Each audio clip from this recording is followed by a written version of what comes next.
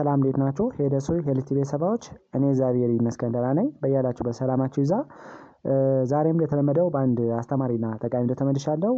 በዚህ ቪዲዮ የደም ስሮቻችን ጤንነት ለመጠበቅ እና አጠቃላይ ደም ስሮቻችን ከተለያዩ ጉዳት ለመከላከል እጅግ በጣም አስፈላጊ የሆነ ፍራፍሬ ለእናንተ እነግራችኋለሁ። ይሄ ፍራፍሬ የደም ስሮችን ይለጥጣል፣ የደም ስሮችን ያዝናናል፣ የደም ስሮችን የተለያዩ ጉዳቶችን በመከላከል የሚታወቅ የምግብ አይነት ነው። ስለዚህ ይሄን ምግብ እንዴት ነው መመገብ የምንችለው? ምን ያህል መመገብ እንችላለን? እንዲሁም ደግሞ ምን አስፈላጊ የሆኑ ውህዶችን ወይም ደግሞ ንጥረ ነገሮችን ስለያዘ ነው ለደም ስሮች ጤንነት ተመራጭ ነው የሚለውን በደንብ ለእናንተ አብራርቼ እነግራችኋለሁ ማለት ነው። ከዛ በፊት ግን ለቻናሉ አዲስ ከሆናችሁ ቻናሉን ሰብስክራይብ እያደረጋችሁ ጀምሩ። ነባሪ ሰዎችም የዩቲዩብ አልጎሪዝም ለብዙዎች እንዲያደርስና ብዙዎችን ስለሚያስተምር ላይክ እና ሼር ማድረጋችሁን አትርሱ። አብራችሁን ቆዩ። ወደ ዋናው ሀሳቤ ስመለስ ከምስሉ ላይ እንደምታዩት ይሄ የፍራፍሬ አይነት ዘይቱን ወይም ደግሞ በእንግሊዝኛው ጋቫ እያልን እንጠራዋለን ማለት ነው። ጋቫ ወይም ደግሞ ዘይቱን እጅግ በጣም በንጥረ ነገሮች የበለጸገ የፍራፍሬ አይነት ሲሆን አሁን እንዳልነው የደም ስሮችን ጤንነት በመጠበቅና በማሻሻል የሚታወቅ እጅግ በጣም አስፈላጊ የሆነ ምግብ ነው ማለት ነው። ስለዚህ የደም ስሮችን ጤንነት በመጠበቅና ደም ስሮችን ከተለያየ ጉዳት ለመከላከል በጣም አስፈላጊ የሆነ የፍራፍሬ አይነት ስለሆነ አዘውትሮ በአመጋገብ ውስጥ ማካተትና መጠቀም በጣም ተገቢ ነው ማለት ነው። በተለይ ደም ስሮች ላይ ፕሌክ እንዳይከማች ወይም ደግሞ ይሄ ስብ እና ልማም እያልን የምንጠራው ችግር እንዳይፈጠር በማድረግ የደም ዝውውርን በማሻሻል እና አጠቃላይ የደም ስሮችን ግድግዳ ጤንነት በመጠበቅና ከተለያዩ ጉዳቶች በመከላከል የሚታወቅ የፍራፍሬ አይነት ስለሆነ አዘውትሮ በአመጋገብ ውስጥ ማካተት በጣም ተገቢና የሚመከር ነው ማለት ነው። ዘይቱን በተፈጥሯዊ መንገድ የደም ስሮችን ጤንነት በተለያየ ሚንስ ይጠብቃል ማለት ነው። በተለይ ግፊት እንዳይከሰት ወይም ግፊትን በመቀነስ ደረጃ መጥፎ የስብ ክምችትን በመከላከል የደም ስሮችን በመለጠጥ በማስፋት እና እንዲዝናኑ በማድረግ በቀላሉ ደም ስሮች ላይ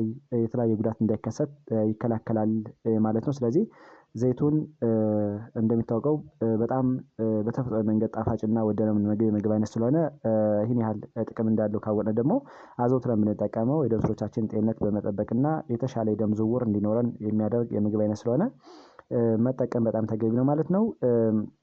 ዘይቱን እንዴት ነው የደም ስሮቻችን ጤንነት የሚጠብቅልን የሚለውን በስድስት ከፍዬ ለእናንተ በደንብ ዘርዘር አድርጌ እነግራችኋለሁ። ቪዲዮውን ሰብስክራይብ ያደረጋችሁ ሰዎች ቪዲዮውን ሰብስክራይብ እያደረጋችሁ እዩ። ነባር ቤቶችም ላይክ እና ሼር እያደረጋችሁ ትብብራችሁ እንዳይለይ ስል እጠይቃለሁ። የመጀመሪያውና አንደኛው ዘይቱን በተፈጥሮው የደም ግፊትን ይቀንሳል ማለት ነው። እንደሚታወቀው ደም ስሮችን ከሚጎዱ ነገሮች አንዱ የደም ግፊት ነው ማለት ነው። ስለዚህ ከፍተኛ የሆነ የደም ግፊትን በመቀነስ በቀላሉ ደም ስሮች እንዲሰፉ፣ እንዲለጠጡ፣ እንዲዝናኑ ያደርጋል ማለት ነው። እንደሚታወቀው ከፍተኛ የደም ግፊት በሚኖርበት ጊዜ የደም ስሮች እንዲዋዥቁ፣ የደም ስሮች የመለጥ አቅማቸው እንዲቀንስ እንዲሁም ደግሞ አርተሪዎች ወይም ደግሞ ደም ቅዳዎች በቀላሉ እንዲጎዱ ከሚያደርጉ ነገሮች አንዱና ዋነኛው ነው ማለት ነው። ስለዚህ በተለይ ረኒን፣ አንጆቴንሲን፣ አልዶስትሮን ሲስተም እያልን የምንጠራውን ይሄን የሲስተም አይነት ወይም ደግሞ ግፊትን የውሃ መጠንን እንዲጨምር ከሚያደርጉ ነገሮች በማስተካከልና ኢንተርፈር በማድረግ በቀላሉ ግፊት እንዳይከሰት ያደርግልናል ማለት ነው። እንዲሁም ደግሞ በተለይ ደግሞ ዘይቱን በውስጡ ናይትረስ ኦክሳይድ የሚባል እጅግ በጣም ጠቃሚ የሆነ ውህድን ስለያዘ ደም ስሮች እንዲለጠጡ፣ እንዲዝናኑና ሪላክስ እንዲሆኑ ከሚያደርጉ ነገሮች ውስጥ አንዱ ነው ማለት ነው። ስለዚህ ናይትረስ ኦክሳይድ ቫዞ ዳይሌተር ወይም ደግሞ ደም ስሮች እንዲለጠጡ በማድረግ ሪላክስ እንዲሆኑ በማድረግና በደንብ እንዲሰፉ በማድረግ የተሻለ የደም ዝውውር እንዲኖረንና የደም ስሮች ግድግዳ በተለያየ ምክንያት በተለያየ ሚንስ እንዳይጠቁ ያደርጋል ማለት ነው። ስለዚህ ናይትረስ ኦክሳይድ በተለይ ደግሞ የደም ስሮችን ስሙዝ ማስል እና የደም ስሮችን ግድግዳ በማዝናናት በቀላሉ ግፊት ወይም ደግሞ ፕሬዠር እንዳይፈጠር ያደርጋል ማለት ነው።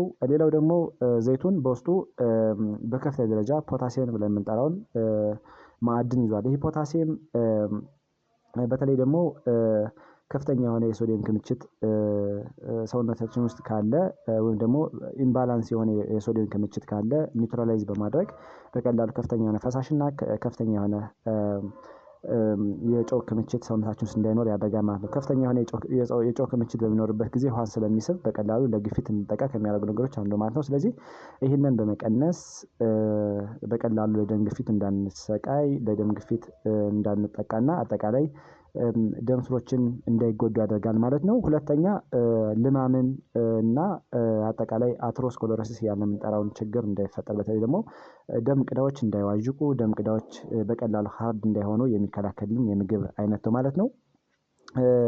እንደሚታወቀው ከፍተኛ የሆነ የኮሌስትሮል መጠን ደም ስር ላይ በሚከማችበት ጊዜ የደም ስሮች ይጠባሉ። የደም ስሮች ደምን የማሳለፍ አቅማቸው ይጠባና በዛ ምክንያት አርተሪዎች ወይም ደግሞ ደም ቅዳዎች ሊጎዱ ይችላሉ ማለት ነው። ስለዚህ ጋባ ወይም ደግሞ ዘይቱን አሁን እንዳልነው አተሮስክለሮሲስን በመቀነስ ወይም ደግሞ በማስተካከል በቀላሉ ሊፒድ ፕሮፋይላችን እንዲቀንስ እንዲስተካከል እና ደም ስሮች ኮንስትሪክት እንዳይሆኑ ወይም ደግሞ ሪላክስ እንዲሆኑ በቀላሉ እንዲሆኑ ስለሚያደርግ በቀላሉ ለዚህ በተለይ ደግሞ አሁን እንዳልነው አተሮስክለሮሲስ እያልን የምንጠራው ችግር እንዳይፈጠር ያደርጋል ማለት። በዛ መሰረት ደም ስሮች በቀላሉ ደምን እንዲያዘዋውሩ በማድረግ ትልቅ ሚና አለው ማለት ነው። ሶስተኛ ኮሌስትሮልን በተለይ ደግሞ ጎጂ ኮሌስትሮልን በመቀነስ እና መጥፎ ኮሌስትሮልን በማስወገድ ይታወቃል ማለት ነው ጋባ።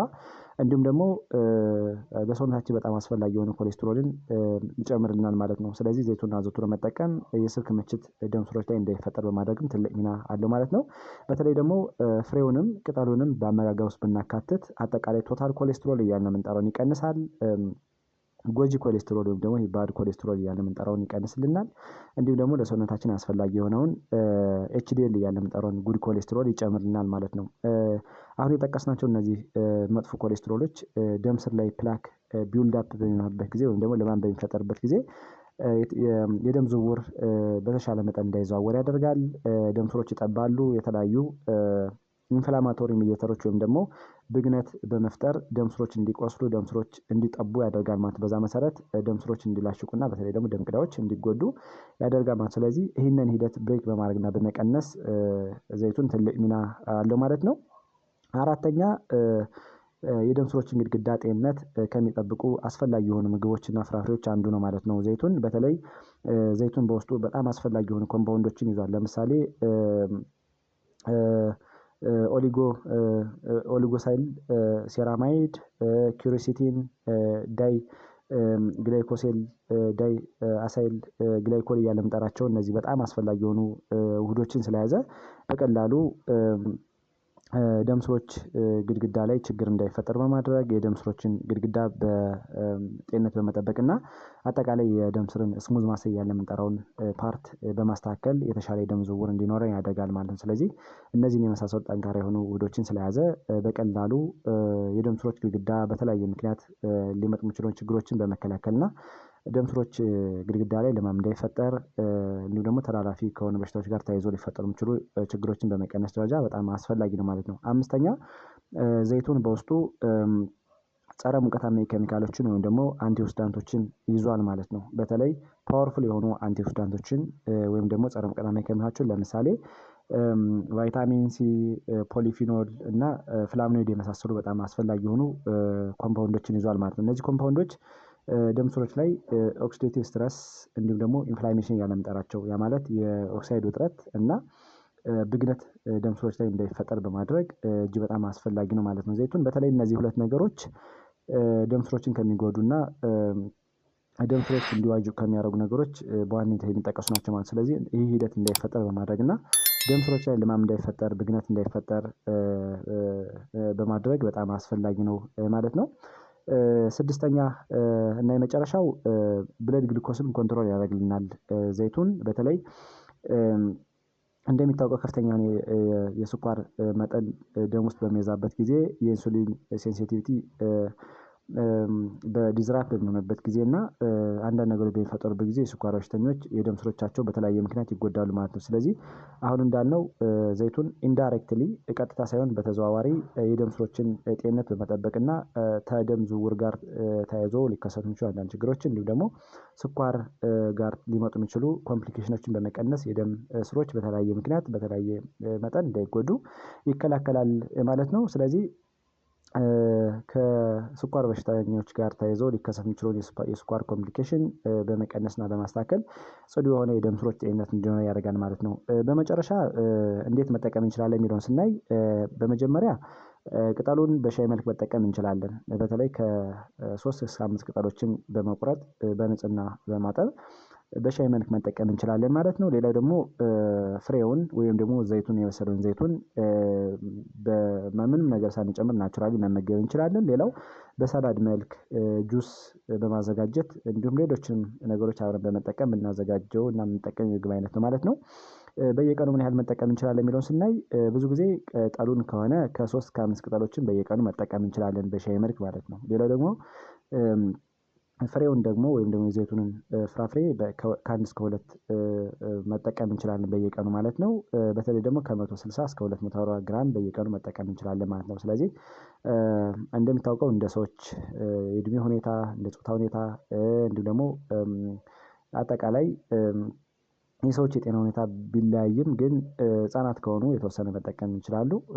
ትልልቅ ሰዎች ከሆኑ ደግሞ ይበቃናል ብለው የሚያስቡትን ነገር መጠቀም ይችላሉ ማለት ነው። ስለዚህ ዘይቱን ለደም ስሮች ጤንነት በጣም ተመራጭና አስፈላጊ ከሆኑ ምግቦች አንዱና ዋነኛው ነው ማለት ነው። በተለይ ደግሞ አሁን እንዳልነው ደም ስሮች በተለያየ ምክንያት ኢንተርናሊም ኤክስተርናሊም ከሚመጡ ነገሮች ራሳቸውን እንዲያጸዱ እንዲከላከሉ ለማድረግ በጣም ተመራጭ የሆነ የምግብ አይነት ስለሆነ አዘውትረን ብንጠቀመው ትልቅ ዋጋ የምናገኝበት የምግብ አይነት ነው ማለት ነው። ዛሬ እንግዲህ በዚህ ቪዲዮ ዘይቱን እንዴት ነው የደም ስሮችን ጤንነት የሚጠብቅልን የሚለውን በ6 ከፍዬ ለእናንተ በደንብ አብራርቼ ነገርኳችሁ። እናንተም ቆንጆ ግንዛቤ አግኝታችኋል ብዬ አስባለሁ። ለሌሎች እንዲደርስ በጎነት ለራስ ሰው በሚለው ላይክ እና ሼር አድርጉት። እንዲሁም ቀጣይ የምለቃቸው ቪዲዮዎች ለእናንተ እንዲደርሳችሁ የደወል ምልክቱን መጫን አትርሱ። አመሰግናለሁ።